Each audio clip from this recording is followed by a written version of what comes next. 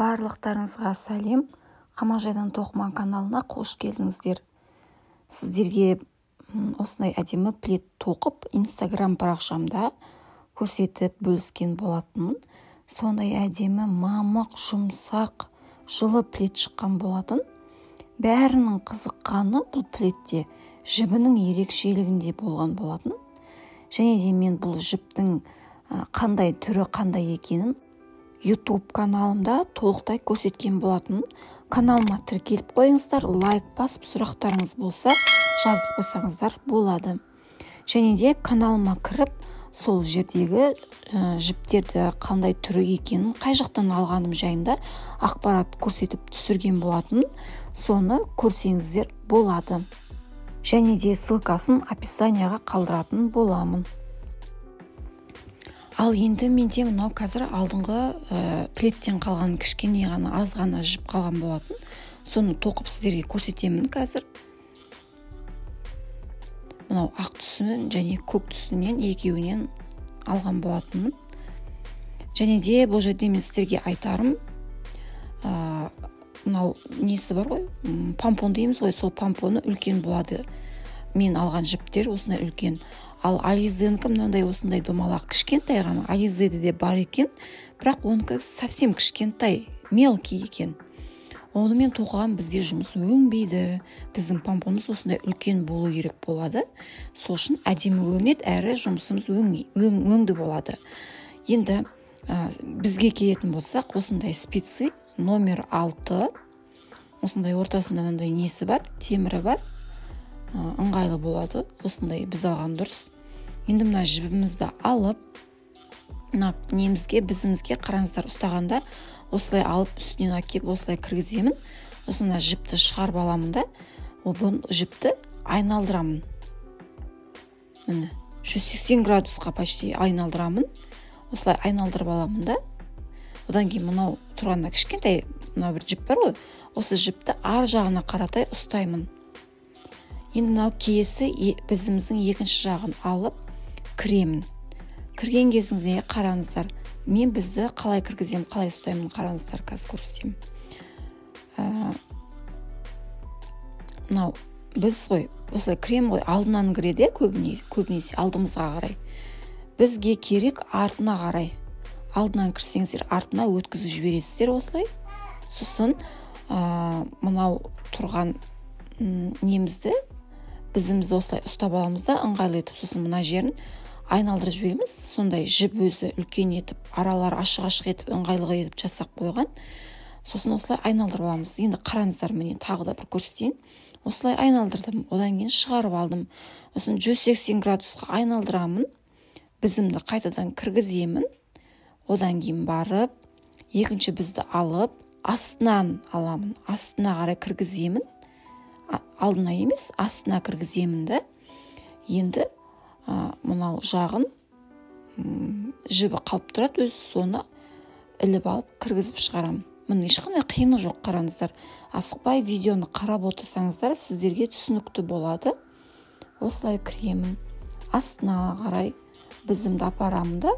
Мына жерін кішкене тартып жіберсеңіздер, өзі шыға келеді, жаңағы жіптердің орны үлкен боп, ұзын боп. Соны осылай кіргізіп жіберіп, іліп алып шығарып отырасыздар. Міне. Оңай, ешқандай қиыны жоқ. Мен қазір тағы да кішкене бір 2-3 тоқып жіберейін. Одан кейін сіздерге келесі екінші қатарға өтетін кезде қалай өтеміз, соны көрсететін боламын. Видеоны соңына дейін қараңыздар, мен тіпті сіздерге қазір бұл аяқталуы да басқаша болады. Соны да көрсететін боламын, аяқталуында. Енді қараңыздар. Мына қазір мен тағы бір несін тоқып жіберем. Міне осындай болып шығады біздің жібіміз. Қазір тағы біреуін тоқып жіберейін. Айналдырып 180 градусқа, сосын бізімді алып соқтым да, іліп алып шығардым. Міне. Мінекей болдық, енді тоқып, енді келесі қатарды біз бастағанда қалай бастаймыз? Мынау тоқымамызды осылай бір айналдырып аламыз. Осылай айналдырып аламыз да. Енді мынау бірінші ілмекті біз ешқандай жіпке ілмей, мына крючокқа ғана іліп аламыз. Крючок деппін ғой. Мен крючокпен көп жұмыс жасайтын болғандықтан крючок деп айтып кетіппін. Ренжімеңіздер, кешіріңіздер. специгімізді қалбамыз. Мынау бірінші тұрған ілмегімізді мынау специгінің екінші бөлігіне өткізіп аламыз осылай. Бұны ешқандай жіппен ілмейміз. Енді екінші ілмегімізді кіргіземін. Одан кейін алдынан емес, артынан кіргіземін бұл жақта да. Одан кейін мынау тұрған жібімізді алып шығарамын, іліп. Шығардым. Енді қараңыздар. Мынау қолымның сол жағындағы тұрған мына біз бар ғой, осы бізді кіргіземін қайтадан мынаған. Ал мына оң жағымның бізді астына қарай тұру керек, как обычно. Ана алдыңғы қатарда түсіндіргендей астында тұру керек. Сосын мына жіпті кішкене тартып жібереміз да, іліп алып шығарамыз. Міне. Осылай іліп шығарамыз. Тағы да міне көрсетемін. Кірдім. Астынан кірдім. Мына жіпті іліп алып шығардым. Міне шығардым. Енді сол жақтағы жіпті қайтадан кіргіземін. Сол жақтағы бізді қайта кіргіземін. Оң жақтағы біз астында тұру керек. Сол жақтағы біз үстінде тұру керек. Сосын мына жіпті айналдырып алып келіп, осылай іліп алып отырып тоқимыз. Келесін міне. Асықпай қарап отырсаңыздар, түсінікті бәрі, ешқандай қиыны жоқ. Мінекей осылай етіп тоқып алып отырамыз.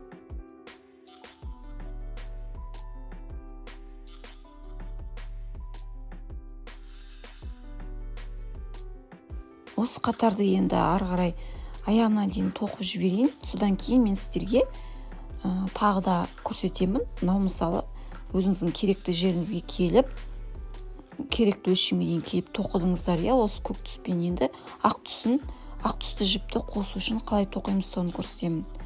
Мына жерге келдік, соңғы петляға, соңғы петляны біз тоқымай тұрамыз.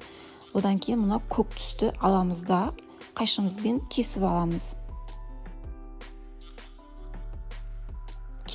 Осылай кесіп алдым. Содан кейін ақ түстісін аламын да байлаймын. Осындай жіп шығып тұру керек. Егер шықпаған болса, помпонды кесіп жіберіп шығарасыздар. Осылай байлаймын. Мықты жақсы етіп байлап аламыз. Одан кейін барып жіппен тігеміз. Не үшін тігеміз? Ақ жіппен тіккен дұрыс болады. Енді өздеріңіздің цветіне сай қандай тіккілеріңіз келеді, сонымен тігеміз. Сосын және де бір-бірін қосқан кезде мына жердегі аралықтар екі помпонның арасы кішкене ұзақтау болу керек. Өйткені біз қайырып тоқимыз ғой, сол үшін. Кішкене қатты тартылып кеткен ұқсайды, чуть-чуть осылай қоямын да. Мына жерін біз инемен жіпті алып тігіп жібереміз. Мықты болады, сенімді боламыз, кішкене болсын. Сөтіліп кетпейді, шығып кетпейді дегенге сенімді боламыз. Енді ары қарай бізді соғып алдым астынан. Алдыңғы тоқығанда айтқандай астынан алып астына ғана жіберіп отырып, осылай тоқимыз. Міне осылай тоқыдым. Міне көрдіңіздер ме? Енді қараңыздар. Көк түсі полный осы қатар көк түспен аяқталды. Енді мына жағы ақ түсі басталды. Ақ түсін біз қазір тоқыған кезде осының үстімен жүріп кетеді, аппақ болып, осылай қатар жүріп кетеді. Енді тоқыманы айналдырып аламын. Әр қатарға өткен сайын осылай біз жібімізді бірінші ілмекті жіпке ілмей, өзін ғана жібереміз да, келесінен бастап жіпке іліп отырып тоқимыз. Мінекей. Бұл жерде де алдыңғы қатарда тоқыған кезінде айтқанымдай тура солай тоқимыз. Оң жақтың несін біздің астына қаратай алып отырып тоқимыз. Міне қараңыздар. Кіргізіп алып шығардым да, қайтадан біздімді ішіне кіргіздім да, сосын барып біздіме қайтадан жіпті ілдім де шығардым. Міне ешқандай қиыны жоқ. Асықпай қарап отырсаңыздар, мен сіздер үшін асықпай көрсетіп түсіндіріп отырмын. Осылай тоқимыз. Аяғына дейін тоқып жіберейік. Содан кейін мен сіздерге қалай аяқтаймыз. Аяқтаған кезде мына біздерден қалай біз айырыламыз. Былайша айтқанда біздерді біз алып тастауымыз керек қой. Алып тастаған кезде мына жер сөтіліп кетпес үшін қалай істейміз. соны көрсететін боламын. Міне осылай аяқтап келіп қалдық. Енді аяқтайтын кезінде мынау бірінші бізді аламыз ғой. Біз бұл жерде аяқтайтын кезде алмаймыз, осылай кіргізіп алып аламыз. Міне қараңыздар, бір іліп алдым жіпке, ешқандай жіпті қайта екінші рет ілген жоқпын. Міне барлығын осылай ғана іліп алып шығарамыз. Міне осылай ғана бір-бірден жібіміздің арасы ұзын болып тұрады. Мына екінші бізді соғып кіргізіп тоқымаймыз аяқтайтын кезінде. Міне тек осылай ғана жібімізді іліп қана алып отырамыз. Осылай, осы қатарымыз осылай жүреді. Келесі қатарда біз уже мынау бізімізден құтыламыз. Бізімізді алып тастаймыз келесі қатарда уже.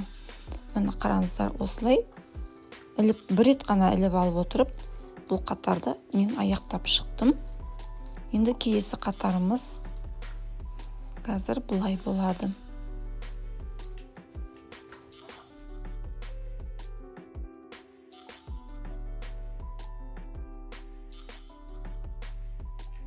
Тоқымамды аламында айналдырып алдым. Енді мынау бірінші ілмекті алдым.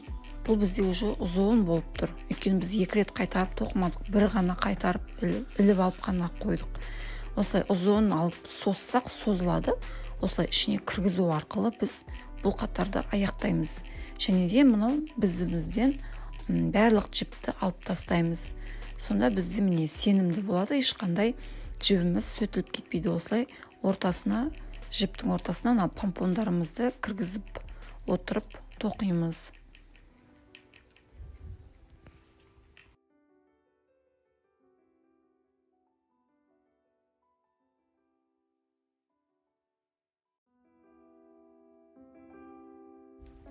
Барлық ілмектерді осылай іліп алып, осылай ішіне кіргізу арқылы бұл пледімізді аяқтаймыз. Міне қараңыздар, осылай болып шығады.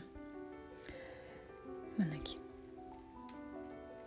Ал енді сіздерге менің каналым ұнаса, тіркеліп қойыңыздар және лайк басып, комментарий жазып қойыңыздар.